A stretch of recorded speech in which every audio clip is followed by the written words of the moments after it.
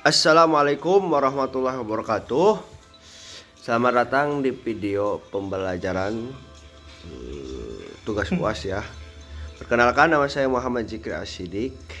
Pada video kali ini ya, oh iya lupa, jurusan Drasah Islamiyah Prodi Studi Islam.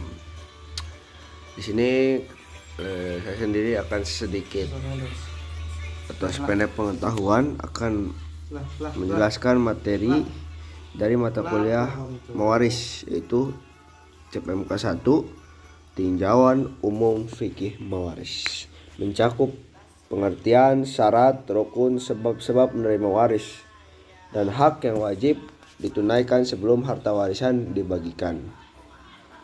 Materi ini sangat penting karena sebagai fondasi, karena sebelum kita bisa menghitung pembagian warisan, kita mungkin ya harus paham dulu konsep dasarnya. Yuk kita mulai. Pertama, pasti pertanyaan dasar yang akan muncul.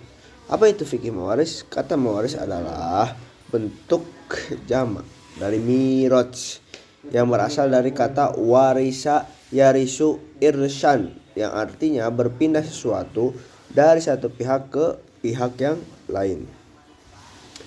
Nah, secara istilah disebut juga ilmu faraid, adalah ilmu yang mempelajari tentang cara berpindahnya harta peninggalan seorang yang telah meninggal dunia kepada ahli warisnya, termasuk siapa saja yang berhak menerima beberapa bagian masing-masing dan bagaimana cara menghitungnya.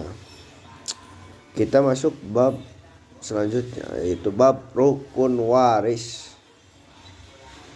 Ya, rukun artinya unsur yang harus ada prosesnya. Begitu, agar ada prosesnya pewarisan bisa terjadi, ada 3 rukun waris intinya. Pertama itu al-muwaris, yaitu orang yang meninggal dunia dan meninggalkan harta. Kedua, al-waris, yaitu orang yang berhak menerima warisan karena adanya hubungan tertentu dengan yang meninggal, misalnya hubungan nasab atau perkawinan. Ketiga itu al-maurus atau disebut juga tirkah, yaitu harta peninggalan yang akan dibagikan kepada ahli waris. Ya, ketiga unsur ini harus ada semua. Kalau salah satunya tidak ada, maka proses pewarisan tidak bisa terjadi. Yang keempat itu adalah bab syarat waris. Ya, selain rukun ada juga syarat-syarat yang harus kita penuhi bersama. 1. Matinya pewaris. Baik itu mati hakiki benar-benar meninggal dan juga disaksikan. Ada juga mati hukmi, dinyatakan meninggal oleh pengadilan, misalnya orang hilang, maupun mati takdiri, perkiraan seperti janin yang gugur akibat tindak kekerasan terhadap ibunya. Yang kedua itu hidupnya ahli waris pada saat pewaris meninggal dunia, meskipun hanya sesaat.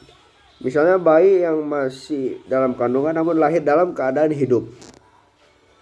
Yang ketiga itu adalah tidak ada penghalang yang menyebabkan seseorang terhalang menerima warisan, seperti perbedaan agama, membunuh pewaris, atau perbudakan.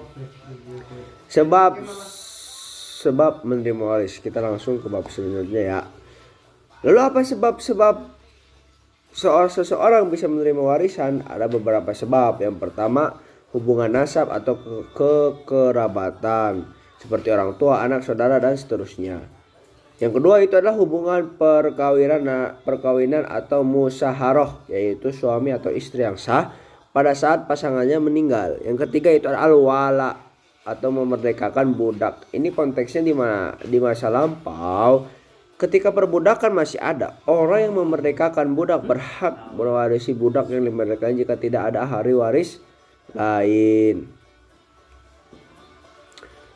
Mungkin sebagian ulama juga menambahkan sebab keempat, yaitu hubungan seagama Islam dalam konteks harta yang jatuh ke baitul mal jika pewaris tidak memiliki ahli waris sama sekali.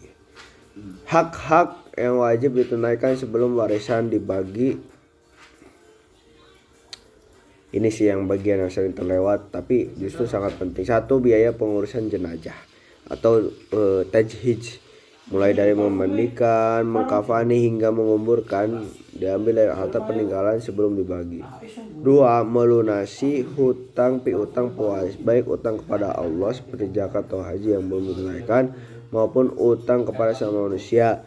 Yang ketiga, menunaikan wasiat. Jika pewaris meninggalkan wasiat dengan ketentuan masing-masing sepertiga dari total harta dan wasiat itu tidak boleh diberikan kepada ahli waris yang sudah berhak menerima warisan.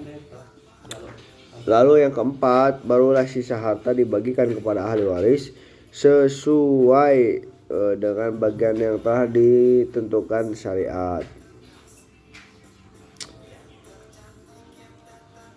Ya, jadi intinya urutannya tajhid, berutang, wasiat, baru warisan dibagi. Baik, jadi bisa kita simpulkan ya bahwa mawaris adalah ilmu yang mengatur perpindahan harta dari yang meninggal kepada ahli warisnya dengan 3 rukun, yaitu muwaris, waris, dan maurus, disertai syarat dan sebab-sebab tertentu. Dan yang tidak kalah penting, sebelum harta dibagi ada 4 hak yang harus ditunaikan lebih dahulu, yaitu biaya jenazah, hutang, wasiat, baru warisan. Jadi segitu aja ya, sedikit penjelasan sangat singkat dan pendek sekali ya.